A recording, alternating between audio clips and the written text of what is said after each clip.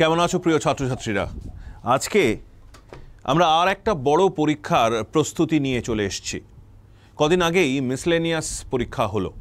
মিসলেনিয়াসের preliminary আমি জানি তোমাদের প্রায় সকলেরই খুব ভালো হয়েছে।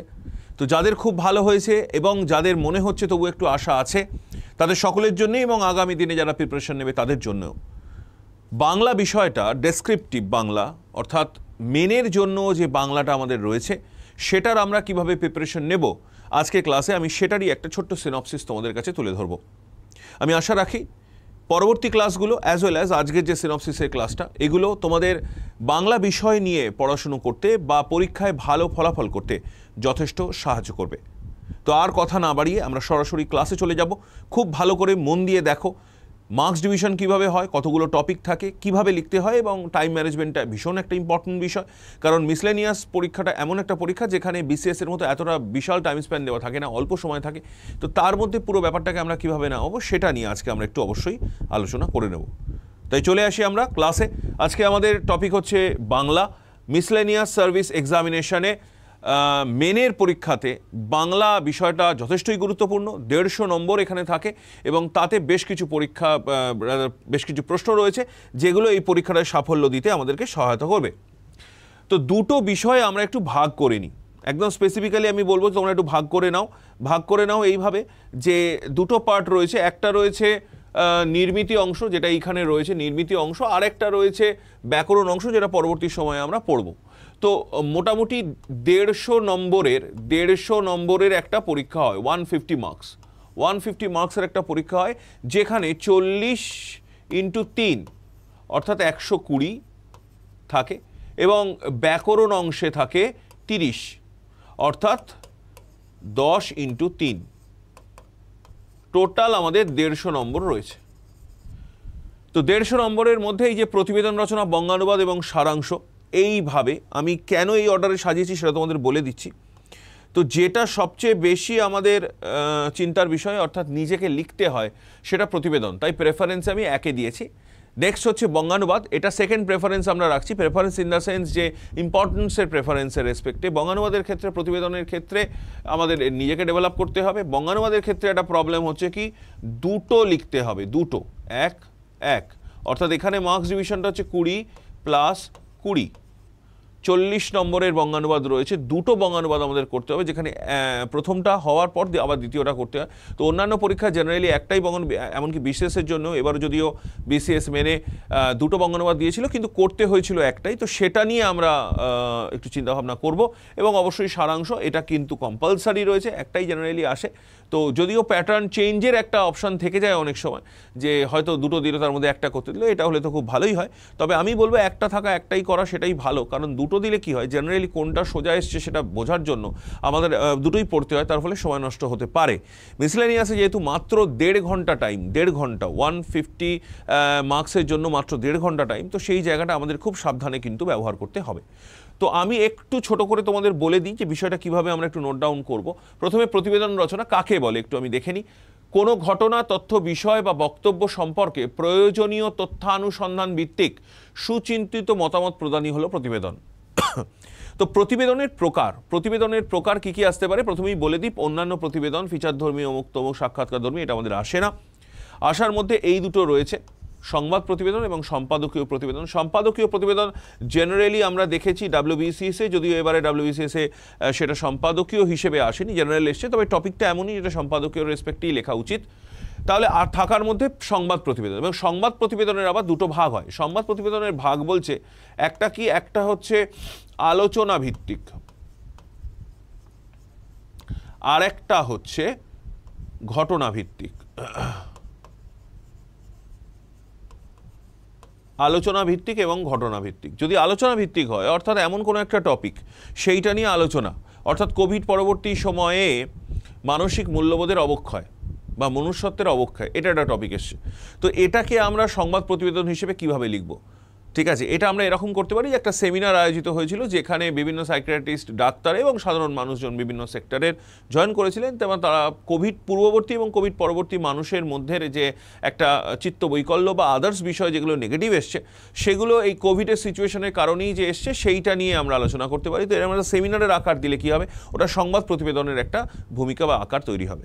তো ফরম্যাটে আমি আলাদা করে আর যাচ্ছি না, আমরা সবাই জানি যে সংবাদ প্রতিবেদনের ফরম্যাট কী হয়। একটা ওই শিরোনাম দিতে হয়, নিজস্ব সংবাদদাতা, তারপরে জেলার নাম, তারপর তারিখ, তারপর কোলন দিয়ে আমরা লেখা শুরু করব। তো ঘটনা হচ্ছে এই যে বিষয়টা রয়েছে, এই যে এটা রয়েছে, এটা আমরা নেক্সট ক্লাসগুলোতে আমরা স্পেসিফিক টপিক ধরে ধরে যাব এবং কীভাবে টপিক ডেভেলপ করতে হয় সেই নিয়েও আমরা আলোচনা করব। আমি ওভারঅল আজকে সিনপসিসটা বলছি তোমাদের। সংবাদ প্রতিবেদন আমাদের পরীক্ষায় আসার সম্ভাবনা হচ্ছে 90% এবং সম্পাদকীয় প্রতিবেদন মেবি হয়তো দিতে পারে, কারণ WBCS এর পরেই মিসলেনিয়াস সার্ভিসটাকে আমাদের ক্যাটাগরি ওয়াইজ যদি ধরা হয় সেকেন্ড লার্জেস্ট এবং সেকেন্ড ইম্পর্টেন্ট এক্সামিনেশন হিসেবে কনসিডার করা হয়। দ্যাটস ওয়াই আমরা সম্পাদকীয় প্রতিবেদনটাও কিন্তু একটু রেডি করে যাব। অন্যান্য প্রতিবেদন নিয়ে আমাদের বিশেষ মাথা ব্যথা কিছু নেই।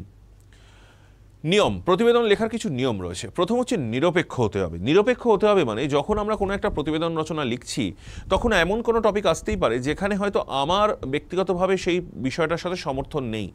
তো আনসারে কিন্তু সেই আমার ব্যক্তিগত চিন্তাভাবনার রেসপেক্টে কখনোই এটা লেখা যাবে না বা কখনোই এটা দেওয়া যাবে না।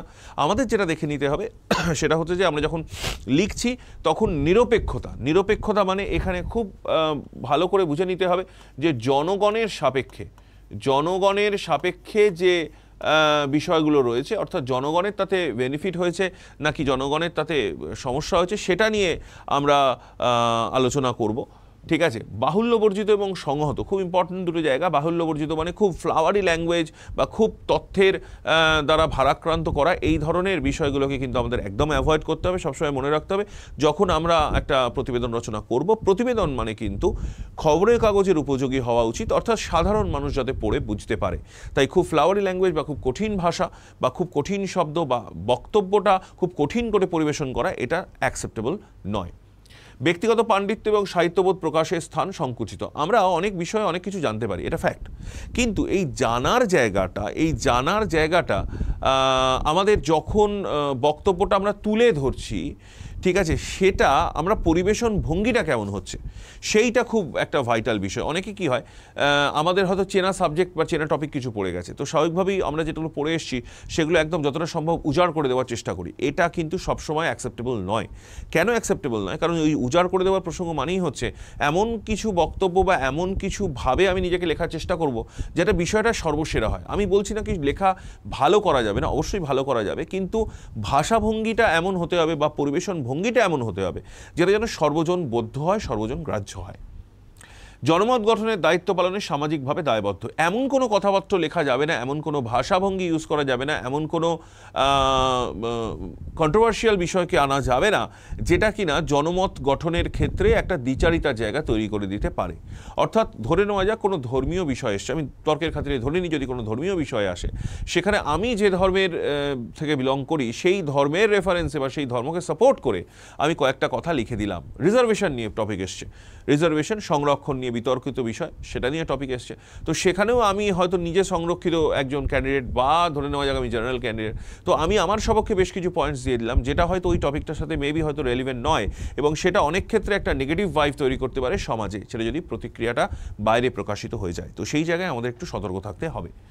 চমক সৃষ্টি বা বিভ্রান্তি সৃষ্টি কিন্তু অন্যায্য, অর্থাৎ এমন কোনো লাইন আমরা লিখবো না, যেমন আমি জেনারেলি ক্লাসে বলে থাকি যে সচিন তেন্ডুলকর আর আমাদের মধ্যে নেই, এই ধরনের একটা খবরের হেডিং দিয়েছে, দেওয়ার পরে ডিটেলে পড়তে গিয়ে লোকজন যা ভয় পাওয়ার পেয়ে গেল, ডিটেলে পড়তে গিয়ে দেখা যাচ্ছে সেখানে বলেছে যে এই ভুয়ো খবর ছড়ানোর জন্য ফেসবুকে 2 জন গ্রেপ্তার।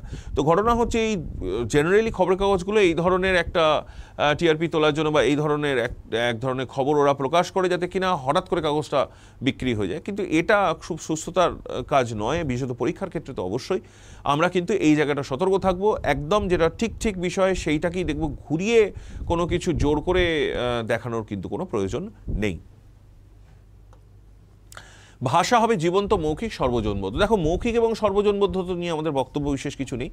জীবন্ত ভাষা বলতে কি বোঝায়? এই জীবন্ত ভাষা হচ্ছে যে ধরনের ল্যাঙ্গুয়েজগুলো জেনারেলি আমরা ব্যবহার করে থাকি সেই ধরনের ল্যাঙ্গুয়েজেই আমাদের কথা বলতে হবে। অর্থাৎ লেখার ক্ষেত্রে কিন্তু যতটা সম্ভব কথ্য ভাষাকেই আনা আনতে হবে এবং প্রাধান্য দিতে হবে। কথ্য ভাষা হলেও রুচিহীনতা, রুচিহীন বলতে আমরা কিন্তু অবশ্যই অপশব্দ এখানে বুঝবো না, এখানে কোনো অ্যাব্রিভিয়েশনটা ইউজ করা যাবে না। ইংরেজি অ্যাব্রিভিয়েশন বা বিদেশি ভাষার অ্যাব্রিভিয়েশন হলে তবু ইউজ করা যেতে পারে, বাংলাতে চেষ্টা করবে অ্যাব্রিভিয়েশনকে সরিয়ে দিতে। বাংলাতে কোনো অ্যাব্রিভিয়েশন নয়, পহ বহ মহ শিহ প এরকম অ্যাব্রিভিয়েশন আমরা ইউজ করবো না। আমরা পশ্চিমবঙ্গ মধ্য শিক্ষা পর্ষদ এইরকমভাবেই কিন্তু পুরোটা বলবো। পুনরুক্তি দোষ বর্জনীয়, আমি আগেও তোমাদের বলেছি বিভিন্ন সময় যে আমরা না কতগুলো পয়েন্ট ডেভেলপ করে নেব, 1 2 3 4 করে, 1 2 3 4 করে আমরা না পয়েন্ট ডেভেলপ করে নেব। পয়েন্ট ডেভেলপ করে নিলে কি হয়, পুনরুক্তি দোষটা থেকে কাটানো যায় নিজেকে। অর্থাৎ একটা টপিকে 10টা পয়েন্ট রয়েছে, আমি বুঝে নিলাম যে 10টা পয়েন্টে আমার এতগুলো ওয়ার্ড রয়েছে, 200 বা 150 ওয়ার্ড রয়েছে, সেটাকে আমাকে ডিস্ট্রিবিউট করতে হবে। তাহলে আগে থেকে আমার ওয়ার্ড কাউন্টটা না স্পেসিফিক হয়ে যাচ্ছে। কিন্তু যখনই আমি হ্যাপাজার্ড লিখতে শুরু করছি, তখনই অনেক সময় কি হয় যে একটা পয়েন্টের একটা পার্ট হয়তো প্রথমে লিখেছি, সেকেন্ড পার্টটা আমার মনে ছিল না বা সেই মুহূর্তে আমার মনে পড়েনি, আমার পরে মনে হলো, আবার আমি সেকেন্ড পয়েন্টটাকে মানে সেকেন্ড পার্টটা ওই ফার্স্ট পয়েন্টটার আমরা কিন্তু আবার ইনক্লুড করার চেষ্টা করি। এটা কিন্তু করবে না, তাতে কি হয়, লেখার মাধুর্য নষ্ট হয়। সুনির্দিষ্ট কাঠামো, যেটা একটু আগে বলছিলাম যে ফরম্যাটটা ঠিক লিখতে হবে। প্রথমেই কিন্তু আমাদের ফরম্যাটে একটা নম্বর থাকে, তো ফরম্যাটের জায়গাটা আমাদের দেখে নিতে হবে, ফরম্যাটটা যেন সব ঠিক থাকে। সঠিক তথ্য দেওয়া, সঠিক তথ্য মানে অবশ্যই এটা 5% প্লাস মাইনাস চলতে পারে, যতটা সম্ভব তথ্যভিত্তিক লেখার ক্ষেত্রে 5%-এর বেশি ডিভিশন কিন্তু নট অ্যালাউড। অর্থাৎ 100 জন মারা গেছে, আমরা 105 জন বা 95 জন বলতে পারি, তার বেশি যেন এদিক ওদিক না হয়। সম্পূর্ণতা, সম্পূর্ণ মানে হচ্ছে এখানে একটা জিনিস বুঝে নিতে হবে, সম্পূর্ণ বলতে আমরা 3টে বিষয় বুঝি। একটা হচ্ছে সমস্যা, নেক্সট হচ্ছে প্রভাব, এবং ফাইনালি হচ্ছে সমাধান। এই 3টে বিষয়কে অবশ্যই আমাদের মেনশন করতে হবে, না হলে কিন্তু পরীক্ষায় নম্বর পাওয়া যাবে না। জেনারেলি খবরের কাগজে কিন্তু প্রথম দুটোই থাকে, অর্থাৎ সমাধানের সূত্র কিছু বলা থাকে না। এবার কি করবে সরকার, এবার জনগণের ওপরই ছেড়ে দেওয়া হলো বিষয়টা, এই ধরনের বিষয় দিয়ে শেষ করা থাকে, তো সেই জায়গাটা আমরা একটু সতর্ক থাকবো। সংক্ষিপ্ততা, সংক্ষিপ্ততা মানে ওয়ার্ড কাউন্ট যা রয়েছে, অর্থাৎ ওয়ার্ড লিমিটের মধ্যেই ছাড়তে হবে। 5টা শব্দ প্লাস মাইনাস আমরা করতে পারি, অর্থাৎ 200 শব্দ বলা থাকলে আমরা 205টা বা 195টা লিখতে পারি, তাহলে কোনো সমস্যা নেই। কিন্তু তার বেশি না হলেই ভালো হয়, যদিও আমরা সেটাকে মোটামুটি 220 অবধি নিয়ে যাই। তবে অফিসিয়ালি আমি বলবো যে 205টার বেশি, যদি 200টা শব্দ থাকে বা 150টা শব্দ থাকে, 150 হলে 155 এবং 200 হলে 205-এর বেশি কিন্তু যাওয়া যাবে না। যতটা সম্ভব কনসাইজ হতে লেখার চেষ্টা করতে হবে। বানান ভুল এবং সাধুচলিত মেশানো যাবে না। সাধুচলিত মানে অবশ্যই গুরুচণ্ডাল দোষ ধরা হয় এবং পরীক্ষকের কিন্তু সম্পূর্ণ অধিকার আছে পুরোটা কেটে দেওয়ার, সেই জায়গাটা আমরা ভীষণভাবে সতর্ক থাকবো। এবং বানান ভুল করা যাবে না, 3:1, 3টে বানান ভুলে 1 নম্বর করে কাটা যায়, সেই জায়গাটা খুব সতর্ক থাকতে হবে। শিরোনামের নিচে না দাগ দেওয়া যাবে না, খুব ইম্পর্ট্যান্ট একটা জায়গা। জেনারেলি আমরা যখন কোনো একটা প্রতিবেদন রচনা করি, ইভেন সারাংশের ক্ষেত্রেও একই বিষয়টা প্রযোজ্য, যে একটা শিরোনাম দিতে হয়, তো শিরোনাম দিই। এক্ষেত্রে বলে রাখি, শিরোনামটা কিন্তু ম্যাক্সিমাম 5 শব্দে দেওয়া যায়, তবে প্রেফারেন্স হচ্ছে 2 বা 3 শব্দ, প্রেফারেন্স হচ্ছে 2 বা 3 শব্দ, তার মধ্যেই শিরোনামটা দেওয়ার চেষ্টা করবে। ঠিক আছে, টপিক কোনোভাবেই শিরোনাম করা যাবে না এবং শিরোনাম করার পর কোনোভাবেই কিন্তু আন্ডারলাইন করা যাবে না। ঠিক, এবার এগোবো, পরেরটাতে যাব। বঙ্গানুবাদ, বিজাতীয় ভাষা থেকে নিয়ম মেনে বাংলা ভাষায় রূপান্তরিত করার যে পদ্ধতি, তাই হলো বঙ্গানুবাদ। বলার বিশেষ কিছু নেই, যতগুলো পরীক্ষাতে বাংলা আছে প্রত্যেকটাতে বঙ্গানুবাদ দেওয়া হয়। ইভেন বেশ কিছু পরীক্ষাতে এরকম আছে শুধু বঙ্গানুবাদই আসে। ঠিক আছে, তো সেক্ষেত্রে বঙ্গানুবাদ করার ক্ষেত্রে কতগুলো নিয়মকানুন আমরা একটু মেনে নেব। 1 নম্বর হচ্ছে আক্ষরিক অনুবাদ করা যাবে না, যা আছে হুবহু দেওয়া যাবে না, অবশ্যই করা যাবে না। ভাবানুবাদ করতে হবে, বারবার বলছি, টেক্সটটা পুরোটা পড়ে নেবে। বাড়িতে যখন প্র্যাকটিস করবে, বঙ্গানুবাদ করার সর্বোত্তম পদ্ধতি হলো, যখন আমরা প্র্যাকটিস করব তখন আমরা কি করব, পুরো টেক্সটটাকে ভালো করে পড়ে নেব। যে ওয়ার্ডগুলো 1%ও ডিভিশন রয়েছে, 1%ও আমার মনে হচ্ছে যে মানেটা জানি না, সেটা ডিকশনারি থেকে বা অনলাইন বা অফলাইন যে কোনো জায়গা থেকে আমি আনসারটা রাদার ওয়ার্ডের মিনিংটা আমরা রেডি করে নেব। সেটা প্রভাব হতে পারে, ইডিয়ামস হতে পারে, যা ইচ্ছে সেটা দেখে নেব। দেখে নিয়ে পুরোটা রেডি করার পর তারপরে ফাইনালি লিখতে শুরু করব। আমরা পরীক্ষাতে নিশ্চয়ই ধরে নেব এটা, যে ভাই আমি যতটা জানি সেই রেসপেক্টেই লেখা। তো পরীক্ষার সময় আমরা এরকম, মানে পরীক্ষার আগে আমরা এরকমভাবে প্র্যাকটিস করে কোনো লাভ নেই যে আমি নিজে লিখলাম, দেখলাম কতটা পারলাম, এটা কোনোভাবে নিজেকে আপগ্রেড করা যায় না। আমি একটা আনসিন প্যাসেজ আমি পড়লাম, পড়েই আমি যেটা দেখলাম যে ওয়ার্ড আমার জানা নেই, সেটাকে আমি ওয়ার্ডটা জেনে নিলাম, দ্যাট ইজ আমার ভোকাবুলারি এনরিচ হলো। এইবার পুরোটা রেডি করে তারপরে লিখলাম। ঠিক আছে, তারপরে লিখলাম যে কতটা বেটার হলো। কারণ আমি যদি ভোকাবুলারি এনরিচ না করি, তাহলে পরীক্ষায় যতই যাই আসুক না কেন, আমি যদি ওই যা আমি জানি সেই দিয়ে চালানোর চেষ্টা করি, তাহলে কিন্তু কোনোভাবেই উন্নতি করার কোনো জায়গা নেই। তো সেক্ষেত্রে অবশ্যই ভাবানুবাদ করতে হবে, বাগধারা প্রবাদ প্রবচনের সঠিক অনুবাদ করতে হবে, ইডিয়ামস এবং প্রভাবসের একটা লিস্ট, এটা আমাদের বঙ্গানুবাদ অ্যাজ ওয়েল অ্যাজ ট্রান্সলেশন দুটোর ক্ষেত্রেই কাজে লাগবে। এটা খুব প্রয়োজনীয়। প্রয়োজনে বাচ্যের পরিবর্তন করা যেতে পারে, অর্থাৎ অ্যাক্টিভ প্যাসিভ কিন্তু আমরা চেঞ্জ করতে পারি। যদি দুটো পার্ট থাকে সেন্টেন্সের, একটাকে মানে দুটোই হয়তো অ্যাক্টিভে রয়েছে, আমরা একটাকে অ্যাক্টিভ একটাকে প্যাসিভ, সেকেন্ড পার্টটাকে জেনারেলি আমরা প্যাসিভ করতে পারি। তাতে কি হয়, বাক্যের মাধুর্যটা বেটার দেখা যায়। পরিভাষার সঠিক অনুবাদ করতে হবে। পরিভাষা মানে স্পেসিফিক কিছু ইংরেজি শব্দের স্পেসিফিক কিছু বাংলা প্রতিশব্দ করে দেওয়া আছে, ঠিক আছে? তোমরা নিশ্চয়ই জানো পরিভাষা। তো সেই পরিভাষাগুলো সব শব্দগুলো হয় যে খুব ইম্পর্টেন্ট তা নয়, তবে যেগুলো যেগুলো ইম্পর্টেন্ট এবং রেগুলারলি আমরা ইউজ করে থাকি সেই শব্দগুলোকে একটুখানি গো থ্রু করে যাবে, যাতে পরীক্ষার সময় গিয়ে কোনো সমস্যা না হয়। একাধিক সরল বাক্য জুড়ে জটিল বা যৌগিক করা যেতে পারে। সরল বাক্য সানরাইজেস in the east, it sets in the West, সেটাকে আমরা একসাথে লিখতে পারি, সূর্য পূর্ব দিকে ওঠে এবং পশ্চিম দিকে অস্ত যায়, কোনো আপত্তি নেই।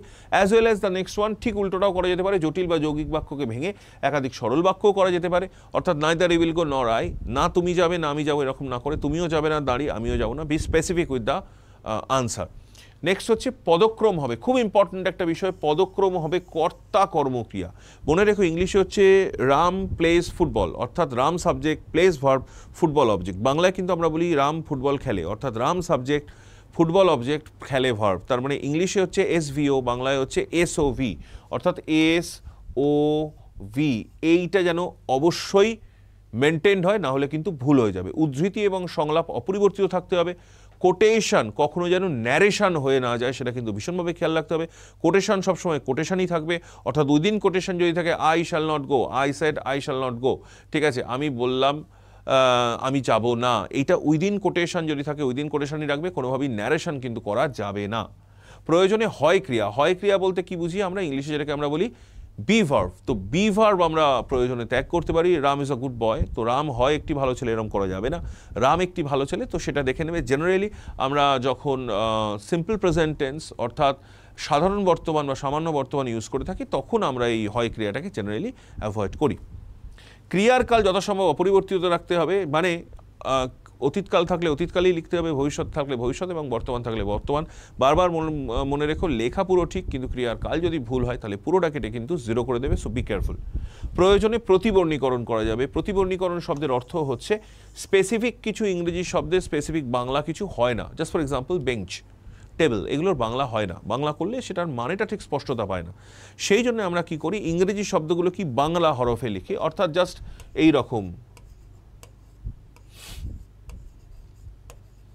রকমভাবে লিখি। এই যে বিষয়টা, এটাকে এক কথায় বলা হয় প্রতিবর্ণীকরণ, ইংলিশে বলা হয় ট্রান্সক্রিপশন। ওকে, এগোলাম সারাংশ। নেক্সট টপিক, কোনো নির্দিষ্ট দীর্ঘ রচনাকে সহজবদ্ধ করে তার বিষয়বস্তুকে পরিবেশন করার ভঙ্গিকে সারাংশ বলা হয়।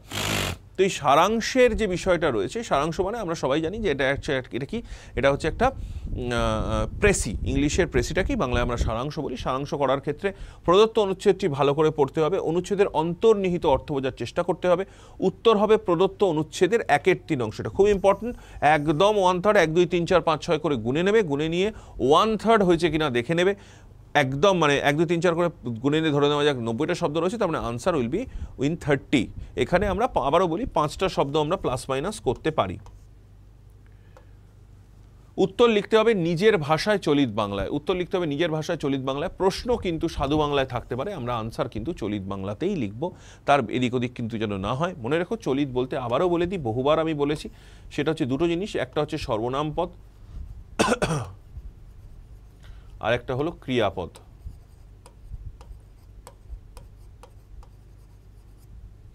সর্বনাম পদ এবং ক্রিয়াপদ, বাকি সবকটা আমরা নর্মাল আমরা তৎসম শব্দ বেশ কিছু ক্ষেত্রে ব্যবহার করতে পারি, কিন্তু সর্বনাম পদ এবং ক্রিয়াপদ কোনোভাবেই সাধুরূপ নেওয়া যাবে না, চলিত রূপ লিখতে হবে।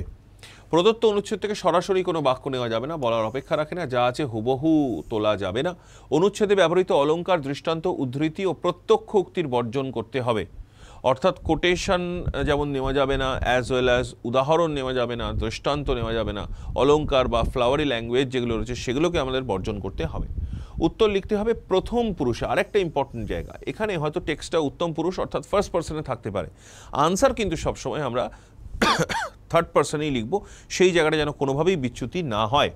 উত্তর একটি মাত্র অনুচ্ছেদেই হবে। আর একটা ইম্পর্টেন্ট জায়গা, এগুলো টেকনিক্যাল জায়গা, বারবার বলছি সকলকে ভীষণভাবে মনে রাখতে হবে, না হলে কিন্তু ভুল হয়ে যাবে।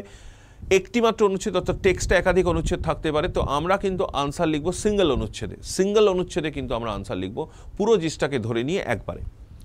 সারাংশে অবশ্যই শিরোনাম দিতে হবে, শিরোনামে আবারও বলা যাচ্ছে শিরোনাম দিতে হবে, এবং শিরোনামে কোনোভাবেই আন্ডারলাইন করা যাবে না। আন্ডারলাইন, কোটেশন, অমুক তমুক এই ধরনের বিষয়গুলো একদম শিরোনামের জন্য অ্যালাউড নয়, এবং চেষ্টা করবে কোনো পাংচুয়েশনও না দিতে। যদিও আমরা অনেক সময় কমা বা কোলন দিয়ে থাকি, তো আমি বলবো এমনই শিরোনাম দেওয়ার চেষ্টা করবে যেখানে কোনো ধরনের কোনো পাংচুয়েশনের প্রসঙ্গ বা প্রয়োজন না পড়ে।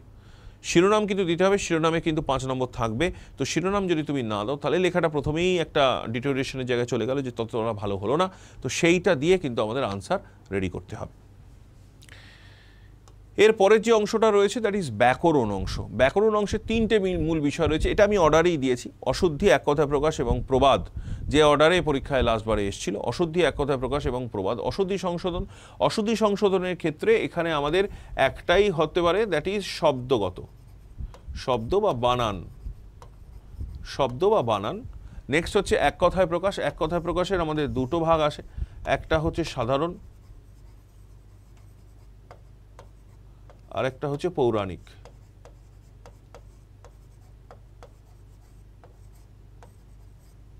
আর প্রবাদ প্রবচনের ক্ষেত্রে আমি বলে দিচ্ছি যে কোনোটা কোনোটা কীভাবে আসে। তো আমি পরের পাতাটা ফাঁকাই রেখেছি ওই জন্যে।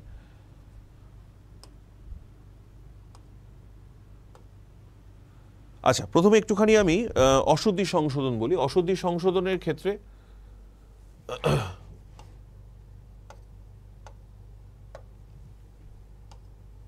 অশুদ্ধি সংশোধনের ক্ষেত্রে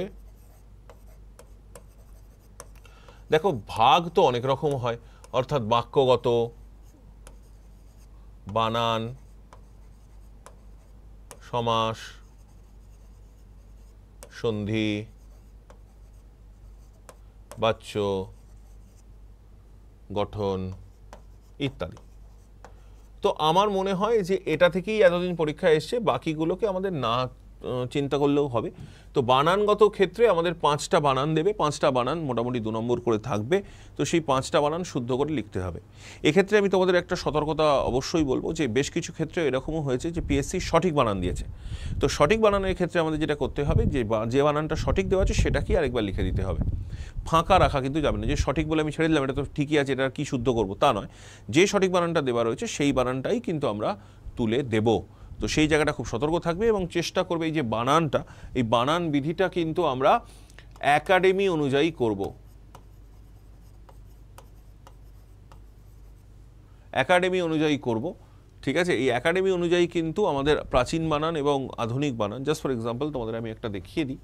যেমন ধরো আশীর্বাদ, আশীর্বাদ আগে আমরা এরম বানান লিখতাম, এখন কিন্তু আমরা এরকম বানান লিখছি না, আমরা আশীর্বাদ বানান এরকম লিখছি।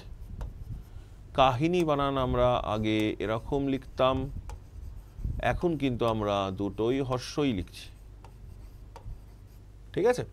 তো এই জায়গাগুলো কিন্তু একটু খেয়াল রাখতে হবে। যে কোনো ব্যাকরণ বইতে আমাদের বানান বিধি সম্পর্কে নত্যসত্ত্ব বিধান ইত্যাদি যাবতীয় ডিটেল ইনফরমেশান দেওয়া থাকে।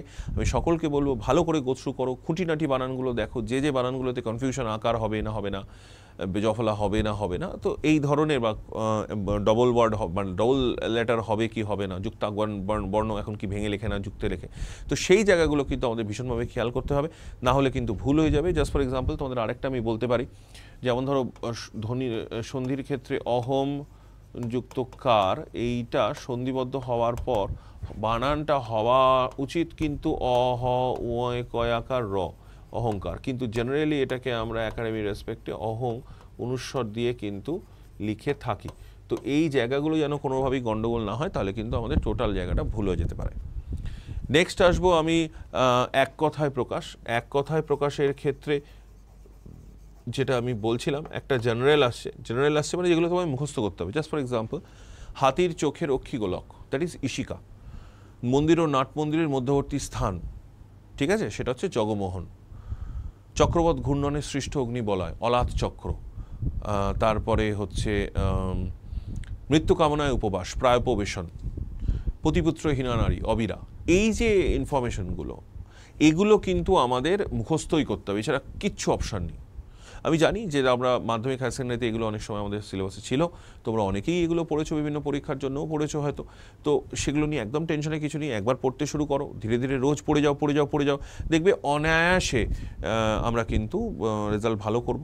তো ব্যাকরণ বইয়ের রেসপেক্টে যদি তোমরা বলো যে স্যার কোন ব্যাকরণ বইটা ভালো, তো যেটা একদম ওয়েল নোন, সকলের কাছেই হয়তো আছে, বামনদেব চক্রবর্তী উচ্চতর বাংলা ব্যাকরণ, এই বইটা খুব ভালো বই, ঠিক আছে। এটাতে একটু পুরনো স্টাইলে লেখা, তো দরকার নেই আমাদের, অত তো ঝামেলা নেই, কারণ আমাদের তো জাস্ট মুখস্থ করতে হবে। তো আমি সকলকে বলবো এই ব্যাকরণ বইটা জোগাড় করো, লেটেস্ট এডিশনটা নেবে, সেখানে অনেক রিভাইজড বানান ইত্যাদি দেওয়া রয়েছে, এবং অ্যাজ ওয়েল অ্যাজ বেশ কিছু ইনফরমেশনও নতুন প্রোভাইড করা রয়েছে। তো সেগুলো তোমরা একটু গো থ্রু করবে, রেগুলার পড়তে শুরু করো, না হলে কিন্তু এক কথায় প্রকাশ কিছুতেই পরীক্ষার সময় মনে পড়বে না, এবং এক কথায় প্রকাশে কিন্তু ওরা বেশ কিছু একটু এদিক ওদিক প্রশ্ন করে থাকে। এক কথায় প্রকাশের পরে আমরা যেটাতে আসবো, দ্যাট ইজ নেক্সট ওয়ান যেটা রয়েছে, সেটা হচ্ছে প্রবাদ প্রবচন। এই প্রবাদ প্রবচন এবং বাগধারা মোরাললেস বিষয়টাকে একটাই ধরা হয়, যদিও বিষয় দুটো আলাদা। প্রবাদ প্রবচন এবং বাগধারা বেসিক ডিফারেন্স হচ্ছে, বাগধারা জেনারেলি দুটো শব্দে হয়, প্রবাদ প্রবচন হয় একটা বাক্য বা বাক্যাংশ, বাগধারা জেনারেলি অনেক প্রাচীন, প্রবাদ প্রবচন তুলনামূলকভাবে আধুনিক। বাগধারার আমরা মৌখিক নিদর্শন বেশি পাই, প্রবাদ প্রবচনে লিখিত নিদর্শন বেশি পাই। এটা হচ্ছে বেসিক তিনটে ডিফারেন্স। এছাড়াও আরও বেশ কিছু জায়গা রয়েছে। তো প্রবাদ প্রবচনে আমরা যেটা আসবে, জেনারেলি আমাদের যেটা করতে দেয় সেটা হচ্ছে অর্থসহ বাক্য রচনা করতে দেয়। কোনোবার অর্থের কথা মেনশন করা থাকে, কোনোবার থাকে না।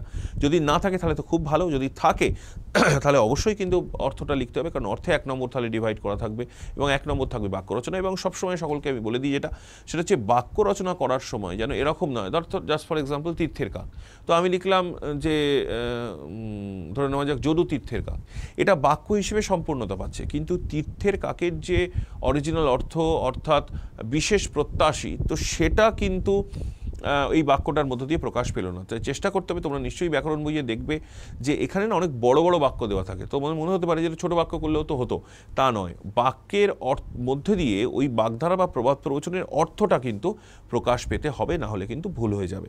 তো যদু সকাল থেকে বড়বাবুর ঘরের সামনে তীর্থের কাকের মতো বসে আছে, ছুটি সে নেবেই, তাহলে এইটার মধ্য দিয়ে বিশেষ প্রত্যাশী হিসেবে একটা ভাবনা প্রকাশ পাচ্ছে।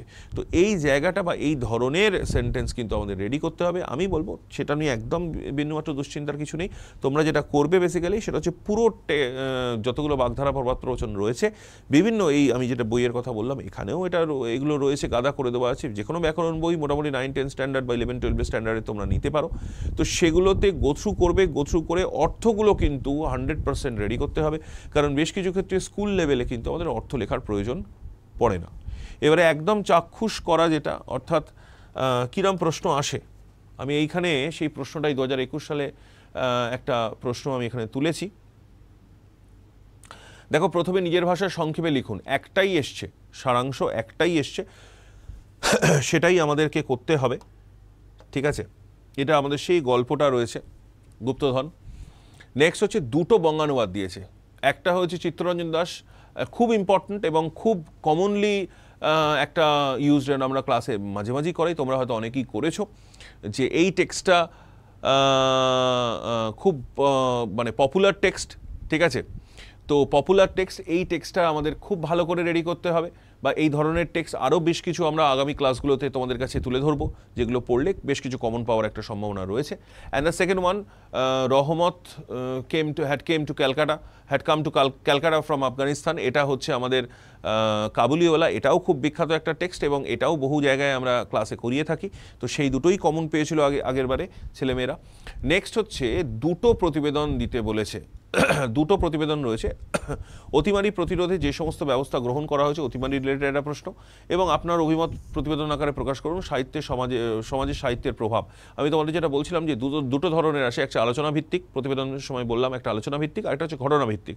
তো প্রথমটা আমরা ধরে নিতে পারি যে ঘটনা ভিত্তিক, অর্থাৎ কী কী চেঞ্জেস এসছে, এবং দ্বিতীয়টা হচ্ছে একটা আলোচনা ভিত্তিক, যেখানে তোমাকে তোমার ওই মানে আলোচনা করতে হবে বা বিষয় সংক্রান্ত ভাবনাগুলোকে বলতে হবে, তো সেটা আমরা বলবো।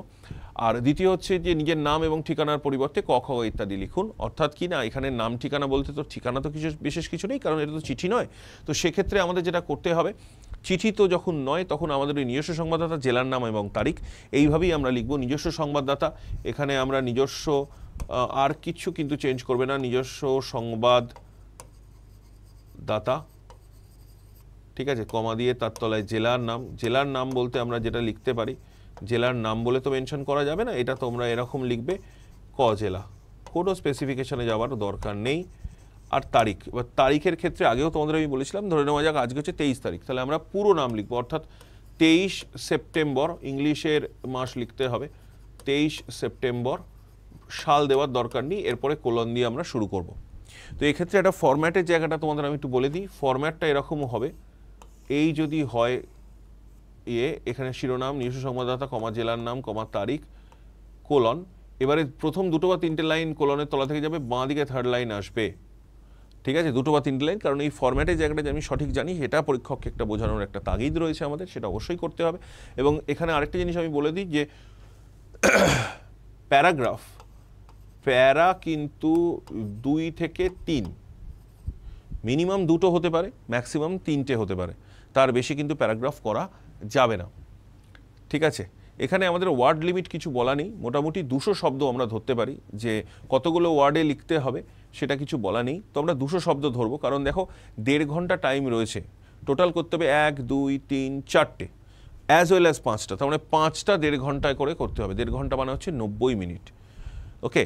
তো 18 মিনিট করে মোটামুটি একটা টাইম পাওয়া যাচ্ছে, তো সেই জায়গাটা আমরা যদি সতর্ক না হই, আমরা যদি খুব রেগুলার প্র্যাকটিস না করি, বিশেষত এই মাঝের যে অংশটা রয়েছে বঙ্গানুবাদ পার্টটা, এই পার্টটা 2খানা করতে হবে বলে একটু চাপ থাকে, এবং এটাও তোমরা কিন্তু 200 শব্দ নামাতে হয়তো পারবে না, 200-র মধ্যে 180, 170, 75 এরকমটাই জেনারেলি হয়, তো সেটা একটু দেখে নিও।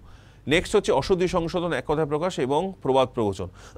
তোমরা যদি এটা দেখো, এখানে প্রবাদ প্রবচন এবং বাগধারা কিন্তু মিশে রয়েছে, ভিজে বেড়াল, ডুমুরের ফুল, ঠিক আছে, ঢাকের মায়া, এই 3টে হচ্ছে বাগধারা, 2টো করে শব্দ, এবং বাকি যে 2টো রয়েছে, নাচতে না জানলে উঠোন বাঁকা, এটা একটা, এবং এক মাঘে শীত যায় না, এটা একটা। দেখো এখানে আমাদের যে ইনস্ট্রাকশন রয়েছে সেখানে কিন্তু অর্থ লেখার কথা বলা নেই, যদি না বলা থাকে তাহলে আমার মনে হয় না দিলেও চলে, যদি তোমার স্পেসিফিক জানা থাকে তাহলে দিতে পারো, তবে এটাও সাবধান থাকতে হবে যে 5খানা রয়েছে, 5খানার হয়তো 2টো আমি অর্থ জানি বা 3টে জানি, 2টো জানি না, তাহলে লেখার দরকার নেই যদি ইনস্ট্রাকশনে দেওয়া না থাকে।